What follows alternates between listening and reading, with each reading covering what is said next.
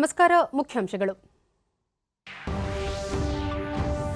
ದೇಶದಲ್ಲಿ ಅತಿ ಶೀಘ್ರದಲ್ಲೇ ಕೋವಿಡ್-19 ಬೃಹತ್ ಲಸಿಕೆ ವಿತರಣಾ ಕಾರ್ಯಕ್ರಮ, ವಿಜ್ಞಾನಿಗಳ ಕಾರ್ಯ ಅವಿಸ್ಮರಣೀಯ. ಪ್ರಧಾನಿ ನರೇಂದ್ರ ಮೋದಿ.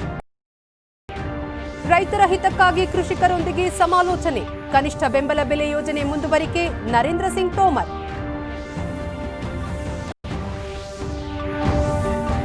ಬೆಂಗಳೂರು ಕೆಂಪೇಗೌಡ ಅಂತಾರಾಷ್ಟ್ರೀಯ ವಿಮಾನ ನಿಲ್ದಾಣಕ್ಕೆ ಉಪನಗರ ರೈಲು ಸೇವೆ ಆರಂಭ, ಸಮಯ ವೆಚ್ಚ ಉಳಿತಾಯ.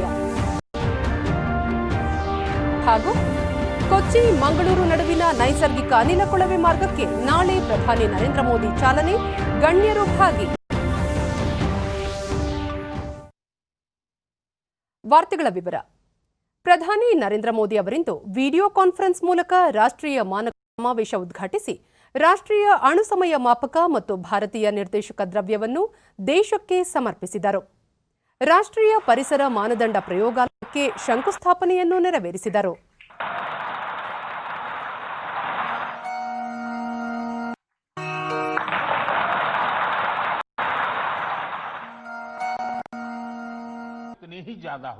ನಂತರ ಅವರು ಜಗತ್ತನ್ನೇ ಕಾಡುತ್ತಿರುವ ಮಹಾಮಾರಿ ಕೋವಿಡ್ಗೆ ಭಾರತೀಯ ವಿಜ್ಞಾನಿಗಳು 2 ಲಸಿಕೆಯನ್ನು ಭಾರತದಲ್ಲೇ ತಯಾರಿಸುವಲ್ಲಿ ಯಶಸ್ವಿಯಾಗಿದ್ದಾರೆ. ಭಾರತದಲ್ಲಿ ಶೀಘ್ರವೇ ಬೃಹತ್ ಲಸಿಕಾ ಕಾರ್ಯಕ್ರಮವು ಆರಂಭವಾಗಲಿದೆ. ವಿಜ್ಞಾನಿಗಳ ಈ ಕೊಡುಗೆಯ ಬಗ್ಗೆ ಇಡೀ ದೇಶವೇ ಹೆಮ್ಮೆ ಪಡುತ್ತಿದೆ. ಎಲ್ಲ ದೇಶವಾಸಿಗಳು ವಿಜ್ಞಾನಿಗಳಿಗೆ ಮತ್ತು ತಂತ್ರಜ್ಞರಿಗೆ ಋಣಿಯಾಗಿದ್ದಾರೆ ಎಂದರು. ವೈಜ್ಞಾನಿಕ ಮತ್ತು ಕೈಗಾರಿಕಾ ಸಂಶೋಧನಾ ಮಂಡಳಿ ರಾಷ್ಟ್ರೀಯ ಭೌತಿಕ ಪ್ರಯೋಗಾಲಯದ 75ನೇ ಸಂಸ್ಥಾಪನಾ ದಿನದಂದು ಶುಭ ಕೋರಿದ ಅವರು ಸಿಎಸ್ಐಆರ್ ಸೇರಿದಂತೆ ಸಂಸ್ಥೆಗಳಿಗೆ ಎದುರಾಗುವ ಪ್ರತಿಯೊಂದು ಸವಾಲಿಗೂ ಪರಿಹಾರ ಶೋಧಿಸುತ್ತಿದ್ದಾರೆ. ಅವರ ಈ ಪರಿಶ್ರಮದಿಂದ ವೈಜ್ಞಾನಿಕ ಸಂಸ್ಥೆಗಳ ಬಗ್ಗೆ ಜಾಗೃತಿ ಮೂಡುತ್ತಿದೆ, ಹಿರಿಮೆಯ ಹೊಸ ಭಾವನೆ ಮೂಡುತ್ತಿದೆ ಎಂದರು. ತನ್ನದೇ ಪಥದರ್ಶಕ ವ್ಯವಸ್ಥೆ ಒಳಗೊಂಡ ದೇಶಗಳ ಸಾಲಿನಲ್ಲಿ ಭಾರತ ಸೇರಿದೆ. ಇಂದು ಲೋಕಾರ್ಪಣೆಯಾಗಿರುವ ಭಾರತೀಯ ನಿರ್ದೇಶಕ ದ್ರವ್ಯವು ನಮ್ಮ ಉದ್ಯೋಗ ಜಗತ್ತಿಗೆ ಗುಣಮಟ್ಟದ ಉತ್ಪನ್ನ ತಯಾರಿಕೆಗೆ ಪ್ರೋತ್ಸಾಹ ನೀಡಲಿದೆ. ಈಗ ನಾವು ಆಹಾರ, ಖಾದ್ಯ ತೈಲ, ಖನಿಜ, ಭಾರಲೋಹ, ಕೀಟನಾಶಕ, ಔಷಧ, ಜವಳಿ ಸೇರಿದಂತೆ ಅನೇಕ ಕ್ಷೇತ್ರಗಳಲ್ಲಿ ನಮ್ಮದೇ ಪ್ರಮಾಣೀಕೃತ ಸರಕು ವ್ಯವಸ್ಥೆ ಬಲಪಡಿಸುವ ನಿಟ್ಟಿನಲ್ಲಿ ಹೆಜ್ಜೆ ಇಟ್ಟಿದ್ದೇವೆ ಎಂದರು. हर एक कस्टमर का दिल भी जीतना है और दुनिया के हर कोने में दिल जीतना है. आज इसी और एक और कदम बढ़ा है. आज जिस भारतीय निर्देशक द्वारा लोकार्पण किया गया है, ये हमारे उद्योग जगत को क्वालिटी प्रोडक्ट्स बनाने के लिए प्रोत्साहित करेगा. अब food, edible oils, minerals, heavy metals, pesticide, pharma और टेक्सटाइल ऐसे अनेक क्षेत्रों में ಇಂದು ನಮ್ಮ ರಾಷ್ಟ್ರೀಯ ಅಣ್ವಯಿಕ ಕಾಲಮಾನ ಮಾಪಕದಿಂದ 2.8 ನ್ಯಾನೋ ಸೆಕೆಂಡ್ ಖಚಿತ ಪಡೆದಿರುವುದು ನಮ್ಮಲ್ಲಿ ಅಪರಿಮಿತ ಸಾಮರ್ಥ್ಯವಿದೆ ಎಂಬುದನ್ನು ಸಾಬೀತು ಮಾಡಿದೆ. ಈಗ ಭಾರತೀಯ ಕಾಲಮಾನದ ನಿಖರತೆ ಅಂತಾರಾಷ್ಟ್ರೀಯ ಕಾಲಮಾನಕ್ಕೆ ಕೇವಲ 3 ನ್ಯಾನೋ ಸೆಕೆಂಡ್ಗಿಂತ ಕಡಿಮೆ ಇದೆ ಎಂದರು. ಇದರಿಂದ ಇಸ್ರೋ ಸೇರಿದಂತೆ ಅತ್ಯಾಧುನಿಕ ತಂತ್ರಜ್ಞಾನದೊಂದಿಗೆ ಕಾರ್ಯನಿರ್ವಹಿಸುವ ಸಂಸ್ಥೆಗಳಿಗೆ ನೆರವಾಗಲಿದೆ ಎಂದರು. ಆತ್ಮಕ್ಕೆ ಸಾವಿಲ್ಲ ಎಂಬ ಮಾತು ನಮ್ಮಲ್ಲಿದೆ. ಅದೇ ರೀತಿ ಸಂಶೋಧನೆಗೂ ಸಾವಿಲ್ಲ. ಅದು ದೇಶದ ಅಭಿವೃದ್ಧಿಗೆ ಪೂರಕ ಎಂದ ಅವರು, ಇಂದು ನಮಗೆ ನಾವೀನ್ಯತೆ ಎಷ್ಟು ನಿರ್ಣಾಯಕವೋ ಅಷ್ಟೇ ಮಹತ್ವಪೂರ್ಣವಾಗಿದೆ. ಹೀಗಾಗಿ ನಾವೀನ್ಯತೆಯನ್ನು ಸಾಂಸ್ಥೀಕರಣಗೊಳಿಸುವ ಅಗತ್ಯವಿದೆ. ಬೌದ್ಧಿಕ ಆಸ್ತಿಯನ್ನು ಸಂರಕ್ಷಿಸುವುದು ಹೇಗೆ ಎಂಬುದನ್ನು ನಮ್ಮ ಯುವಜನರಿಗೆ ಕಲಿಸಬೇಕಾಗಿದೆ. ಪೇಟೆಂಟ್ ಮತ್ತು ಅದರ ಉಪಯುಕ್ತತೆ ಹಾಗೂ ಬ್ರ್ಯಾಂಡ್ನಿಂದ ಭಾರತ ಸದೃಢವಾಗುತ್ತದೆ ಎಂದರು. ಕರ್ಮಣ್ಯೇವಾಧಿಕಾರಸ್ಥೆ ಮಾ ಫಲೇಷು ಕದಾಚನ ಎಂಬ ಸಾಲುಗಳಿಂದ ಪ್ರೇರಣೆ ಪಡೆದು ವಿಜ್ಞಾನಿಗಳು ಸಂಶೋಧನೆಯಲ್ಲಿ ನಿರತವಾಗುತ್ತಾರೆ. ಅವರು 130 ಕೋಟಿ ಭಾರತೀಯರ ಆಶಾವಾದವಾಗಿದ್ದಾರೆ ಎಂದು ಪ್ರಧಾನಿ ಹೇಳಿದರು. साइंस में इन्वेस्ट करती है और ये साइकिल नई संभावनाओं की दिशा में आगे बढ़ती जाती है. हमें ये याद रखना है कि हमारे जितने पेटेंट्स होंगे उनकी यूटिलिटी हमारे इन पेटेंट्स की होगी, हमारी रिसर्च जितने सेक्टर्स में लीड करेगी उतनी ही आपकी पहचान मजबूत होगी, उतना ही ब्रांड इंडिया मजबूत होगा। हम सबको कर्मण्येवाधिकारस्ते मां फलेषु कदाचन के मंत्र में ऊर्जा लेकर कर्म में जुटे रहना है। और शायद इस मंत्र को जीवन में अगर किसी ने उतारा है तो मुझे हमेशा लगता है साइंटिस्टों ने उतारा हुआ है। उनका यही मन रहता है, वो लेबोरेटरी में एक ऋषि की तरह तपस्या करते रहते हैं और कर्मण्येवाधिकारस्ते मां फलेषु कदाचन, कर्म करते रहो, फल मिले या न मिले वो लगा रहता है। आप सिर्फ भारत की साइंस और टेक्नोलॉजी के एक कर्मयोगी नहीं है, बल्कि आप 130 करोड़ से ज्यादा भारतीयों की आशा और अपेक्षाओं की पूर्ति के भी साधक है। ಕೇಂದ್ರ ವಿಜ್ಞಾನ ಮತ್ತು ತಂತ್ರಜ್ಞಾನ ಸಚಿವ ಡಾಕ್ಟರ್ ಹರ್ಷವರ್ಧನ್, ಪ್ರಧಾನ ವೈಜ್ಞಾನಿಕ ಸಲಹೆಗಾರ ಡಾಕ್ಟರ್ ವಿಜಯ ರಾಘವನ್, ಸಿಎಸ್ಐಆರ್ ಮುಖ್ಯಸ್ಥ ಡಾಕ್ಟರ್ ಶೇಖರ್ ಸಿ ಮಾಂಡಿ ಮತ್ತಿತರರು ಉಪಸ್ಥಿತರಿದ್ದರು. ಇಂದು ಶಂಕುಸ್ಥಾಪನೆ ನೆರವೇರಿಸಲಾದ ರಾಷ್ಟ್ರೀಯ ಪರಿಸರ ಮಾನದಂಡ ಪ್ರಯೋಗಾಲಯ ಸೂಕ್ತ ವಾಯು ಮತ್ತು ಕೈಗಾರಿಕಾ ಮಾಲಿನ್ಯ ನಿಗಾ ಸಾಧನಕ್ಕೆ ಪ್ರಮಾಣೀಕರಣದಲ್ಲಿ ಸ್ವಾವಲಂಬನೆ ಸಾಧಿಸಲು ನೆರವಾಗಲಿದೆ. ದೆಹಲಿಯ ವೈಜ್ಞಾನಿಕ ಮತ್ತು ಕೈಗಾರಿಕಾ ಸಂಶೋಧನಾ ಮಂಡಳಿ ರಾಷ್ಟ್ರೀಯ ಭೌತಿಕ ಪ್ರಯೋಗಾಲಯ ಸಿಎಸ್ಐಆರ್ ಎನ್ಪಿಎಲ್ ತನ್ನ 75ನೇ ಸಂಸ್ಥಾಪನಾ ವರ್ಷದ ಅಂಗವಾಗಿ ರಾಷ್ಟ್ರೀಯ ಮಾಪನ ಶೃಂಗಸಭೆ 2021 ಆಯೋಜಿಸಿದೆ. ಈ ಸಮಾವೇಶದ ಘೋಷವಾಕ್ಯ ರಾಷ್ಟ್ರದ ಸಮಗ್ರ ಬೆಳವಣಿಗೆಗೆ ಮಾಪನಶಾಸ್ತ್ರ ಎಂಬುದಾಗಿದೆ. ರೈತ ಸಂಘಟನೆಗಳ ನಾಯಕರೊಂದಿಗೆ ಇಂದು ನಡೆದ ಸಭೆ ಉತ್ತಮ ವಾತಾವರಣದಲ್ಲಿ ನಡೆದಿದ್ದರೂ ಯಾವುದೇ ನಿರ್ಣಯಕ್ಕೆ ಬರಲು ಸಾಧ್ಯವಾಗಿಲ್ಲ. ಆದರೆ ಬರುವ 8ರಂದು ಮತ್ತೆ ಸಭೆ ಸೇರಿ ನಿರ್ಧಾರ ಕೈಗೊಳ್ಳುವ ನಿಟ್ಟಿನಲ್ಲಿ ಮುಂದುವರಿಯಲಾಗುವುದು ಎಂದು ಕೇಂದ್ರ ಕೃಷಿ ಸಚಿವ ನರೇಂದ್ರ ಸಿಂಗ್ ತೋಮರ್ ತಿಳಿಸಿದ್ದಾರೆ. ಸಭೆಯ ಬಳಿಕ ಅವರು ಇಂದು ನಡೆದ ಮಾತುಕತೆಯ ವಾತಾವರಣದ ಹಿನ್ನೆಲೆಯಲ್ಲಿ ಮುಂದಿನ ಸಭೆಯಲ್ಲಿ ಸಾರ್ಥಕ ಚರ್ಚೆ ನಡೆದು ಪರಿಹಾರ ದೊರಕುವ ಆಶಾಭಾವನೆ ಮೂಡಿದೆ ಎಂದು ತೋಮರ್ ತಿಳಿಸಿದರು. ರೈತರಿಗೆ ಸರ್ಕಾರದ ಬಗ್ಗೆ ವಿಶ್ವಾಸ ಇಲ್ಲದೇ ಇದ್ದಿದ್ದರೆ 8ನೇ ತಾರೀಖಿನ ಸಭೆಯೇ ನಿರ್ಧಾರವಾಗುತ್ತಿರಲಿಲ್ಲ. ಸರ್ಕಾರದ ಬಗ್ಗೆ ರೈತರಿಗೂ ವಿಶ್ವಾಸವಿದೆ, ರೈತರ ಬಗ್ಗೆ ಸರ್ಕಾರಕ್ಕೂ ಸಂವೇದನೆ ಇದೆ ಎಂದು ತೋಮರ್ ತಿಳಿಸಿದರು. ದೇಶದಲ್ಲಿರುವ ಕೋಟ್ಯಂತರ ರೈತರ ಹಿತವನ್ನು ದೃಷ್ಟಿಯಲ್ಲಿಟ್ಟುಕೊಂಡು ಚರ್ಚೆ ನಡೆಸಲಾಗುವುದು ಎಂದ ಅವರು, ಕನಿಷ್ಠ ಬೆಂಬಲ ಬೆಲೆ ಎಂಎಸ್ಪಿ ಮುಂದುವರಿಯುತ್ತದೆ. ಅದೇ ರೀತಿ ಕೃಷಿ ಉತ್ಪನ್ನ ಮಾರುಕಟ್ಟೆಯೂ ಕಾರ್ಯನಿರ್ವಹಿಸಲಿದೆ ಎಂದು ಪುನರುಚ್ಚರಿಸಿದರು. तो 8 तारीख की बैठक क्यों तय होती?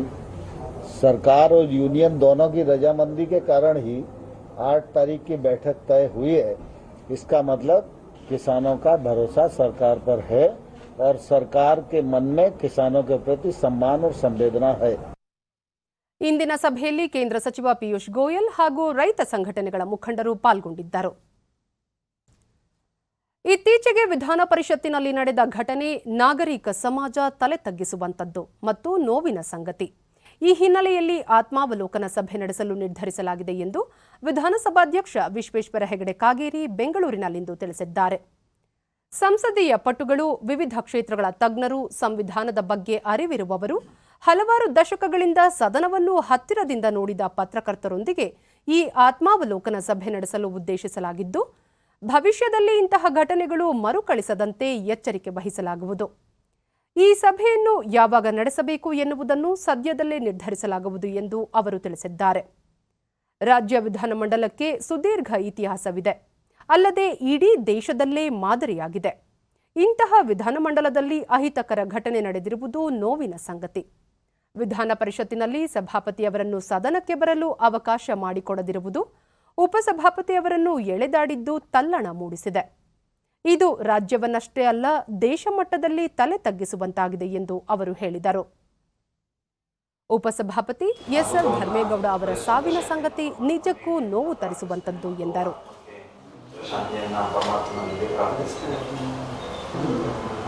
ಇಡೀ ದೇಶಕ್ಕೆ ಒಂದು ಮಾದರಿಯಾದಂತಹ ವ್ಯವಸ್ಥೆಯನ್ನ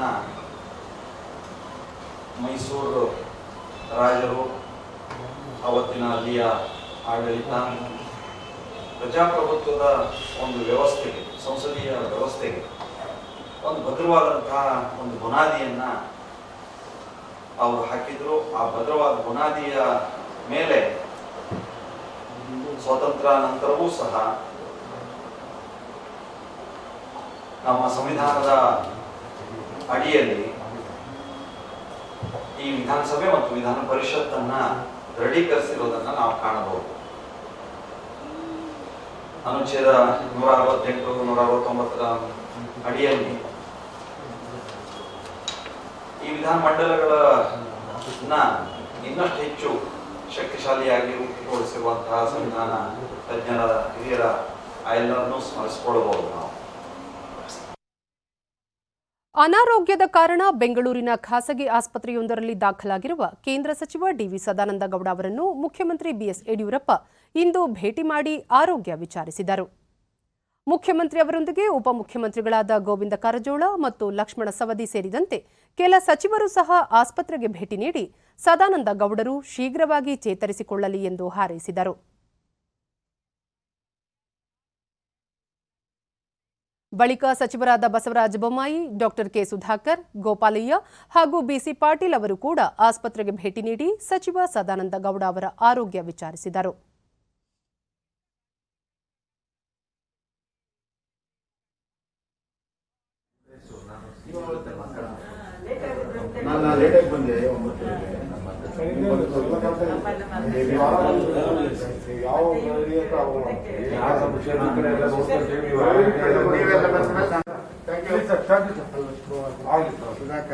ಸಂಪೂರ್ಣವಾಗಿ ಆರಾಮಾಗಿದ್ದಾರೆ. ಸದಾನಂದ ಗೌಡರು ಸಂಪೂರ್ಣ ಚೇತರಿಸಿಕೊಂಡಿದ್ದಾರೆ. ವೈದ್ಯರು ವಿಶ್ರಾಂತಿ ಪಡೆಯಲು ಸೂಚಿಸಿದ್ದಾರೆ. ಶೀಘ್ರದಲ್ಲೇ ಗುಣಮುಖರಾಗಲಿದ್ದಾರೆ ಎಂದು ತಿಳಿಸಿದರು. Absolutely normal, he'll and healthy, ಅದರಿಂದ ಯಾವುದೇ ತೊಂದರೆ ಇಲ್ಲ. ಡಾಕ್ಟ್ರ್ ಎಷ್ಟು ದಿವಸ ರೆಸ್ಟ್ ಹೋಗ್ಬೇಕು ಹೇಳ್ತಾರೆ, 10 ದಿವಸ ರೆಸ್ಟ್ ಹೋಗ್ತಾರೆ. ನಮ್ಮ ಹತ್ರ ಕೂತ್ಕೊಂಡು ಸುಮಾರು 10 ನಿಮಿಷ 15 ನಿಮಿಷ ಮಾತನಾಡಿ ದೇಶದ್ದು ರಾಜ್ಯದ್ದು ಎಲ್ಲ ವಿಚಾರಗಳನ್ನು ಕೂಡ ಚರ್ಚೆ ಮಾಡಿದ್ದಾರೆ. ಹೀಗಾಗಿ ಅವರ ಆರೋಗ್ಯ ದೃಷ್ಟಿಯಿಂದ ಸಂಪೂರ್ಣವಾಗಿ ಗುಣಮುಖರಾಗಿದ್ದಾರೆ. ಬೆಂಗಳೂರಿನಿಂದ ಇನ್ನು ಮುಂದೆ ಕೇವಲ 10 ರೂಪಾಯಿಗೆ ಕೆಂಪೇಗೌಡ ಅಂತಾರಾಷ್ಟ್ರೀಯ ವಿಮಾನ ನಿಲ್ದಾಣಕ್ಕೆ ತಲುಪಬಹುದು. ಇಂತಹದ್ದೊಂದು ಯೋಜನೆಗೆ ಇಂದು ಚಾಲನೆ ದೊರೆತಿದೆ. ಕೆಂಪೇಗೌಡ ಅಂತಾರಾಷ್ಟ್ರೀಯ ವಿಮಾನ ನಿಲ್ದಾಣಕ್ಕೆ ಸಂಪರ್ಕ ಕಲ್ಪಿಸುವ ಉಪನಗರ ವಿಶೇಷ ರೈಲು ಸೇವೆ ಇಂದಿನಿಂದ ಆರಂಭವಾಗಿದ್ದು, ಇದಕ್ಕಾಗಿ ಏರ್ಪೋರ್ಟ್ ರೈಲ್ವೆ ಹಾಲ್ಟ್ ಸ್ಟೇಷನ್ ಸ್ಥಾಪಿಸಲಾಗಿದೆ. ನಗರದ ವಿವಿಧೆಡೆಗಳಿಂದ ಆಗಮಿಸುವ ರೈಲುಗಳು ಈ ಹಾಲ್ಟ್ ಸ್ಟೇಷನ್ಗೆ ಬರಲಿವೆ. ದೇವನಹಳ್ಳಿಯಿಂದ 3, ಕ್ರಾಂತಿವೀರ ಸಂಗೊಳ್ಳಿ ರಾಯಣ್ಣ ರೈಲು ನಿಲ್ದಾಣ ಮತ್ತು ಬಂಗಾರಪೇಟೆಯಿಂದ ತಲಾ 2, ಯಲಹಂಕ, ಯಶವಂತಪುರ ಹಾಗೂ ಬೆಂಗಳೂರು ಕಂಟೋನ್ಮೆಂಟ್ನಿಂದ ತಲಾ 1 ರೈಲು ಈ ಮಾರ್ಗಗಳಲ್ಲಿ ಸಂಚರಿಸಲಿವೆ. ಪ್ರಾರಂಭಿಕ ಹಂತದಲ್ಲಿ ಒಟ್ಟು 10 ರೈಲುಗಳು ಸೇವೆಗೆ ಲಭ್ಯವಾಗಿದ್ದು, ಪ್ರಯಾಣಿಕರ ಪ್ರತಿಕ್ರಿಯೆ ಆಧರಿಸಿ ರೈಲುಗಳ ಸಂಖ್ಯೆಯಲ್ಲಿ ಹೆಚ್ಚಳ ಮಾಡಲು ನೈಋತ್ಯ ರೈಲ್ವೆ ವಲಯ ನಿರ್ಧರಿಸಿದೆ. ಕೆಂಪೇಗೌಡ ಅಂತಾರಾಷ್ಟ್ರೀಯ ವಿಮಾನ ನಿಲ್ದಾಣದಿಂದ ಇಂದು ಬೆಳಗ್ಗೆ ಹೊರಟ ಪ್ರಪ್ರಥಮ ರೈಲಿನಲ್ಲಿ ಸಂಸದ ಪಿಸಿ ಮೋಹನ್, ರೈಲ್ವೆ ಅಧಿಕಾರಿಗಳು, ಡಿಆರ್ಎಂಒ ಅಶೋಕ್ ಶರ್ಮಾ ಪ್ರಯಾಣ ಬೆಳೆಸಿದರು. ಬಳಿಕ ಪಿಸಿ ಮೋಹನ್, ಈ ಭಾಗದ ಜನರ ಬಹುದಿನದ ಕನಸು ಇಂದು ನನಸಾಗಿದ್ದು, ಅತ್ಯಂತ ಕಡಿಮೆ ಬೆಲೆಯಲ್ಲಿ ಪ್ರಯಾಣಿಕರು ವಿಮಾನ ನಿಲ್ದಾಣ ತಲುಪಬಹುದು ಎಂದು ತಿಳಿಸಿದರು.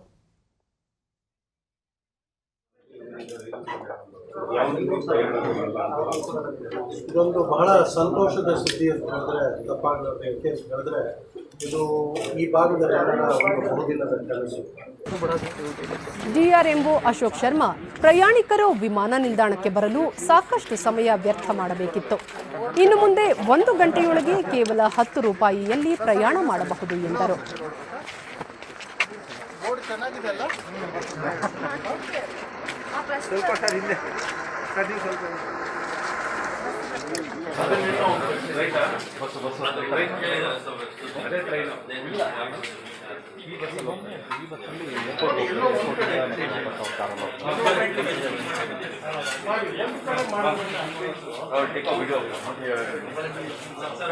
ಬ್ಯಾಂಗ್ಳೂರ್ ಇತಿಹಾಸದಲ್ಲಿ ನೈಋತ್ಯ ರೈಲ್ವೆ ಮುಖ್ಯ ಸಾರ್ವಜನಿಕ ಸಂಪರ್ಕಾಧಿಕಾರಿ ಇ ವಿಜಯ, ದೇಶಗಳಲ್ಲಿ ಅತಿ ದೊಡ್ಡ ವಿಮಾನ ನಿಲ್ದಾಣಗಳಲ್ಲಿ ಕೆಂಪೇಗೌಡ ಅಂತಾರಾಷ್ಟ್ರೀಯ ವಿಮಾನ ನಿಲ್ದಾಣ ಒಂದಾಗಿದ್ದು, ಬೆಂಗಳೂರಿನ ಕೇಂದ್ರ ಭಾಗದಿಂದ ಇಲ್ಲಿಗೆ ತಲುಪಲು 2 ತಾಸಿಗೂ ಹೆಚ್ಚಿನ ಸಮಯವಾಗುತ್ತಿತ್ತು.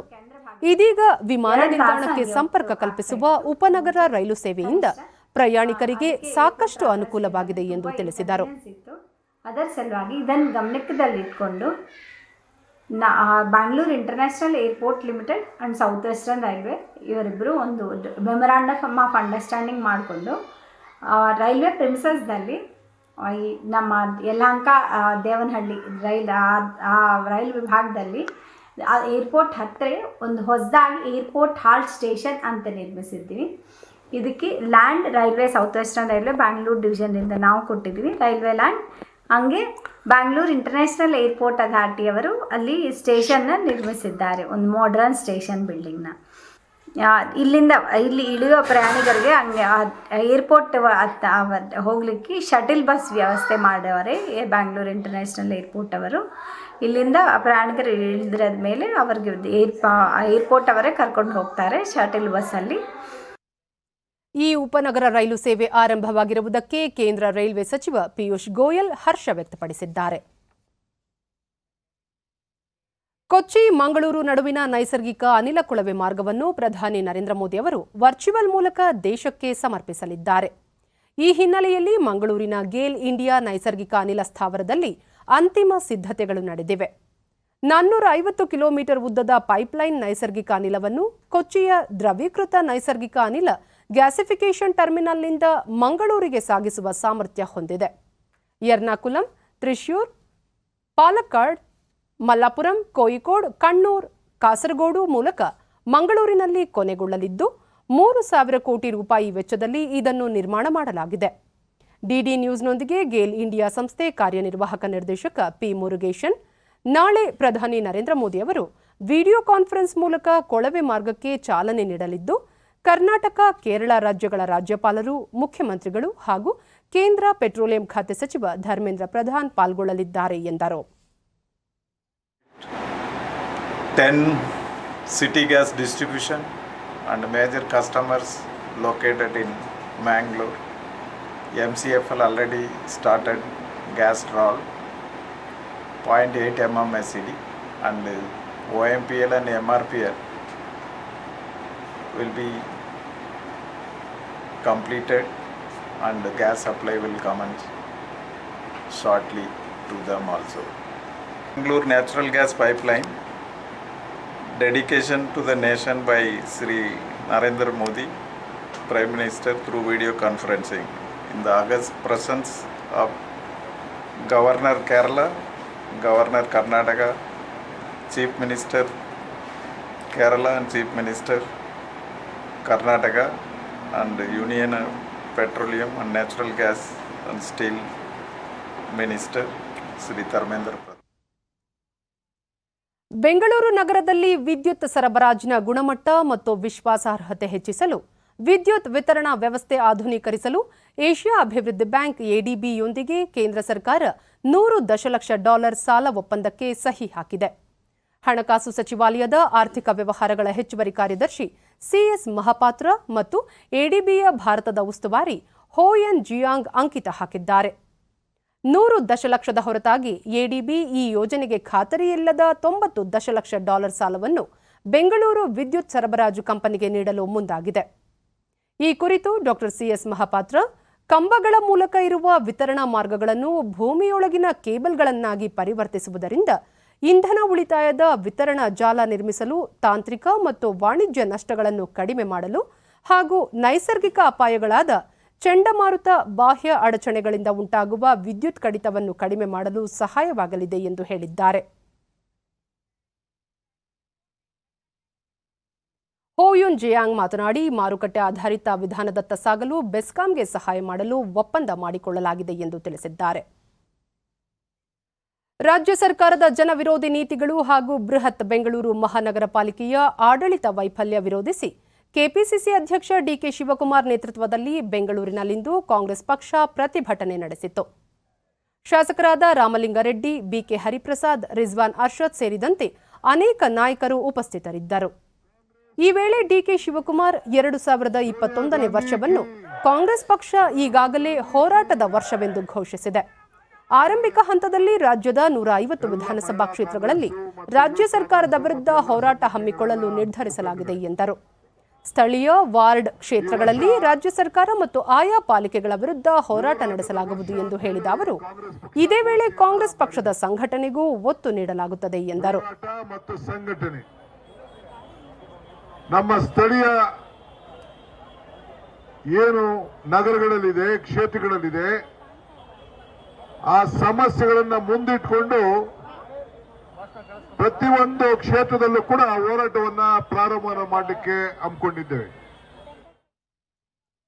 National federation of the blind ಸಂಸ್ಥೆಯ ವತಿಯಿಂದ ಬೆಂಗಳೂರಿನಲ್ಲಿಂದು ಲೂಯಿಸ್ ಬ್ರೈಲ್ನ ಜನ್ಮದಿನ ಆಚರಿಸಲಾಯಿತು. ಹಿರಿಯ ನಟ ದೊಡ್ಡಣ್ಣ, ಕೇಂದ್ರ ಕಾನೂನು ಶಾಲೆಯ ಪ್ರೊಫೆಸರ್ ಸುಧೀರ್ ಕೃಷ್ಣಸ್ವಾಮಿ ಸೇರಿದಂತೆ ಅನೇಕ ಗಣ್ಯರು ಉಪಸ್ಥಿತರಿದ್ದರು. ಇದೇ ವೇಳೆ ವಿವಿಧ ಕ್ಷೇತ್ರಗಳಲ್ಲಿ ಸಾಧನೆ ಮಾಡಿದ ಅಂಧರಿಗೆ ಪ್ರಶಸ್ತಿ ಪತ್ರ ನೀಡಲಾಯಿತು.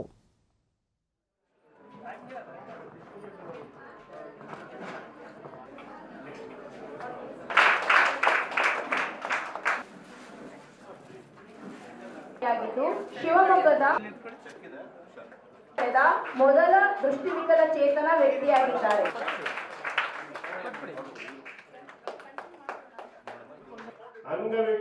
ಬಳಿಕ ದೊಡ್ಡಣ್ಣ ವಿಕಲಚೇತನರನ್ನು ಗೌರವಿಸುವುದರ ಜೊತೆಗೆ ಸಮಾನವಾಗಿ ಕಾಣಬೇಕು. ಅಂಧರಿಗೆ ಜ್ಞಾನದ ಕಣ್ಣಿದೆ ಎಂಬುದನ್ನು ಎಲ್ಲರೂ ಅರ್ಥ ಮಾಡಿಕೊಳ್ಳಬೇಕು. ಅಂಧರ ಅಭಿವೃದ್ಧಿಗಾಗಿ ಸಮಾಜ ಮತ್ತು ಸರ್ಕಾರ ಶ್ರಮಿಸಬೇಕೆಂದು ತಿಳಿಸಿದರು. ಈ ವೇದಿಕೆಯ ಮೇಲೆ ಇವರೆಲ್ಲರ ಪರವಾಗಿ ನಾನು ನಿಮಗೆ ಚಿರವಾಗಿ ನಮಸ್ಕಾರ ಮಾಡಿ ಕೇಳ್ಕೊಳ್ತಾ ಇದ್ದೀನಿ. ದಯವಿಟ್ಟು ಕೈ ಬಿಡಬೇಡಿ ಇವ್ರನ್ನ. ಯಾಕೆ ಅಂತಂದ್ರೆ ಯಾರು ಹೇಳ್ತೀನಿ, ಇವರೆಲ್ಲ ಕಣ್ಣು ಇಲ್ದಲೇ ಇರ್ಬೋದು, ಆದ್ರೂ ನಾವು ಇಲ್ಲಿಗೆ ಬರ್ಬೇಕು ಅನ್ನೋದು ಏನಿಲ್ಲ.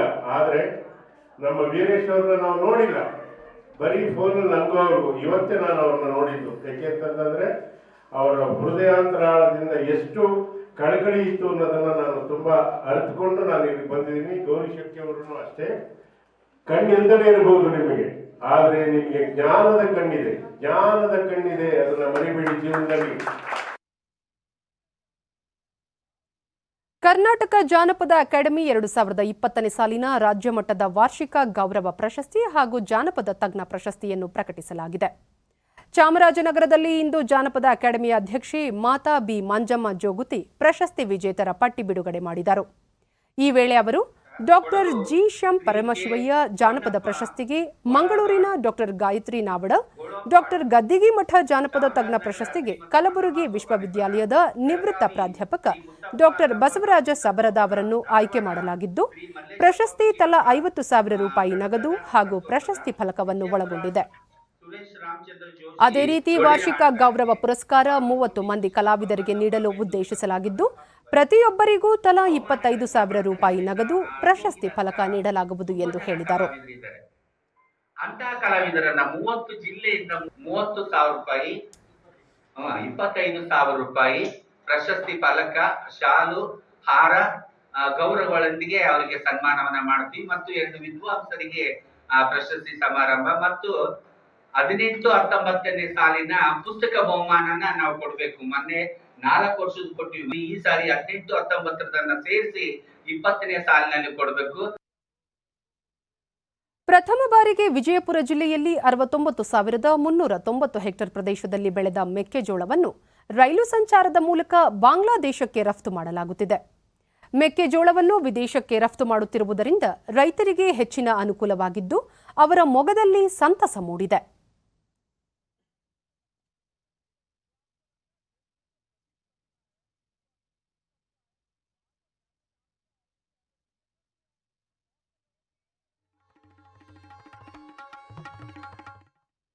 ಡಿಡಿ ನ್ಯೂಸ್ನೊಂದಿಗೆ ರೈತ ಭೀಮನಗೌಡ, ವಿದೇಶಕ್ಕೆ ಮೆಕ್ಕೆಜೋಳವನ್ನು ರಫ್ತು ಮಾಡುವುದರಿಂದ ರೈತರು ಆರ್ಥಿಕವಾಗಿ ಸಬಲೀಕರಣಗೊಳ್ಳಲು ಸಹಕಾರಿಯಾಗಲಿದೆ ಎಂದು ತಿಳಿಸಿದರು. ಈ ಗೋವಿನ ಜೋಳವನ್ನು ಭಾಳ ಬಿತ್ತನೆ ಮಾಡಿದ್ರು. ಹೋದ ಸರಿ ನೋಡಿದ್ರೆ 2,000 ಇತ್ತು. ಸ್ವಲ್ಪ ಹೋದ ಸಲ ಒಳ್ಳೆ ರೇಟ್ ಇತ್ತು, ಅದಕ್ಕೋಸ್ಕರ ನಾವು ಸ್ವಲ್ಪ ಜಾಸ್ತಿ ಹಾಕಿದ್ದೀವಿ. ಆದರೂ ಈ ಸರಿ ನಮಗೆ ಸ್ವಲ್ಪ ಮೆಕ್ಕೆ ಇದರಿಂದ ನಮಗೇನು ಲಾಭ ಅನಿಸಿಲ್ಲ. ಕನಿಷ್ಠ ಒಂದು ಎಕರೆಗೆ ಒಂದು 8,000 to 10,000 ರೂಪಾಯಿ ಖರ್ಚನೇ ಇದೆ. ನಮ್ಮಲ್ಲಿ ಅರೌಂಡ್ ಕೃಷಿ ಇಲಾಖೆ ಜಂಟಿ ನಿರ್ದೇಶಕ ಡಾಕ್ಟರ್ ರಾಜಶೇಖರ್, ಬಿಸ್ಕತ್ ಸೇರಿದಂತೆ ಹಲವಾರು ಆಹಾರ ಉತ್ಪನ್ನಗಳ ತಯಾರಿಕೆಗೆ ಮೆಕ್ಕೆಜೋಳದ ಅಗತ್ಯವಿದ್ದು, ಅಂತಾರಾಷ್ಟ್ರೀಯ ಮಟ್ಟದಲ್ಲಿ ಮೆಕ್ಕೆಜೋಳಕ್ಕೆ ಬೇಡಿಕೆ ಹೆಚ್ಚಾಗಿದೆ.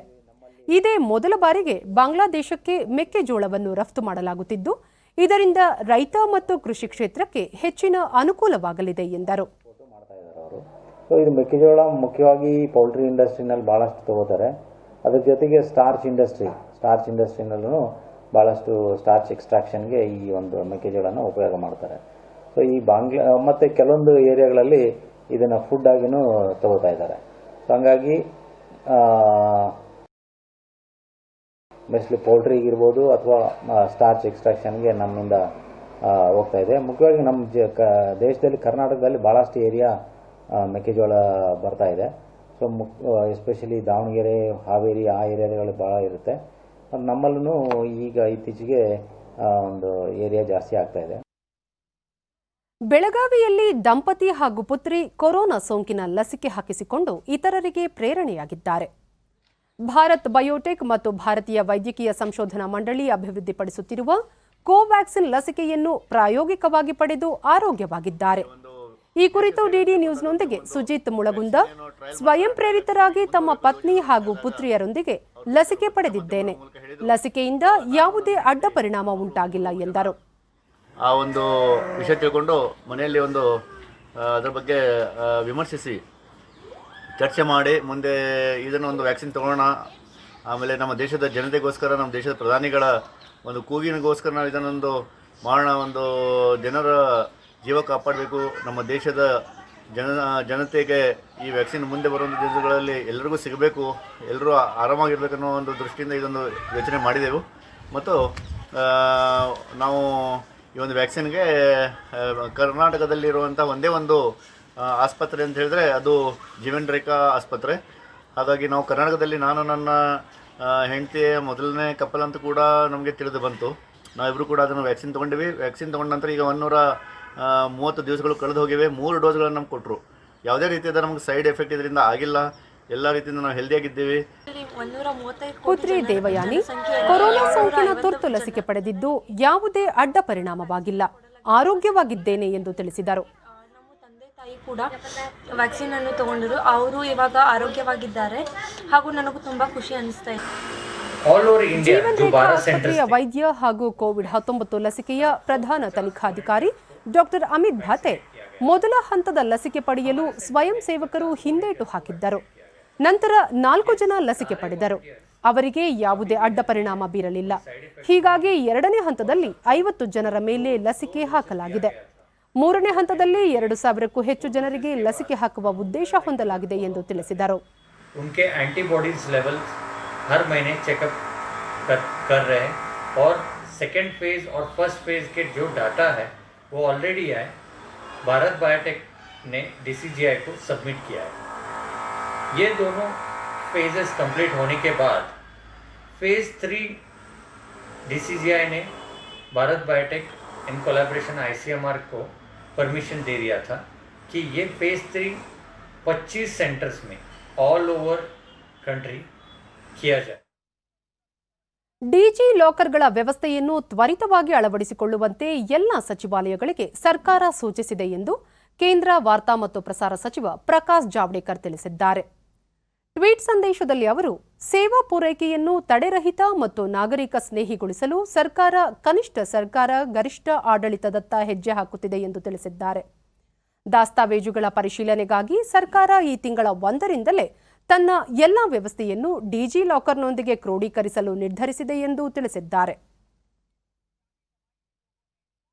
ಕೊನೆಯಲ್ಲಿ ಮತ್ತೊಮ್ಮೆ ಮುಖ್ಯಾಂಶಗಳು. ದೇಶದಲ್ಲಿ ಅತಿ ಶೀಘ್ರದಲ್ಲೇ ಕೋವಿಡ್-19 ಬೃಹತ್ ಲಸಿಕೆ ವಿತರಣಾ ಕಾರ್ಯಕ್ರಮ, ವಿಜ್ಞಾನಿಗಳ ಕಾರ್ಯ ಅವಿಸ್ಮರಣೀಯ, ಪ್ರಧಾನಿ ನರೇಂದ್ರ ಮೋದಿ. ರೈತರ ಹಿತಕ್ಕಾಗಿ ಕೃಷಿಕರೊಂದಿಗೆ ಸಮಾಲೋಚನೆ, ಕನಿಷ್ಠ ಬೆಂಬಲ ಬೆಲೆ ಯೋಜನೆ ಮುಂದುವರಿಕೆ, ನರೇಂದ್ರ ಸಿಂಗ್ ತೋಮರ್. ಬೆಂಗಳೂರು ಕೆಂಪೇಗೌಡ ಅಂತಾರಾಷ್ಟ್ರೀಯ ವಿಮಾನ ನಿಲ್ದಾಣಕ್ಕೆ ಉಪನಗರ ರೈಲು ಸೇವೆ ಆರಂಭ, ಸಮಯ ವೆಚ್ಚ ಉಳಿತಾಯ. ಹಾಗೂ ಕೊಚ್ಚಿ ಮಂಗಳೂರು ನಡುವಿನ ನೈಸರ್ಗಿಕ ಅನಿಲ ಕೊಳವೆ ಮಾರ್ಗಕ್ಕೆ ನಾಳೆ ಪ್ರಧಾನಿ ನರೇಂದ್ರ ಮೋದಿ ಚಾಲನೆ, ಗಣ್ಯರು ಭಾಗಿ. ನಮ್ಮ ವಾರ್ತಾ ಪ್ರಸಾರವನ್ನು ನೀವು ಡಿಡಿ ಚಂದನ ನ್ಯೂಸ್ ಯೂಟ್ಯೂಬ್ ಚಾನೆಲ್ನಲ್ಲೂ ವೀಕ್ಷಿಸಬಹುದು. ಇಲ್ಲಿಗೆ ಇಂದಿನ ವಾರ್ತಾ ಪ್ರಸಾರ ಮುಕ್ತಾಯವಾಯಿತು. ಸತ್ಯ, ಸಮರ್ಥ, ಸಂಪೂರ್ಣ ಸುದ್ದಿಗಾಗಿ ವೀಕ್ಷಿಸಿ.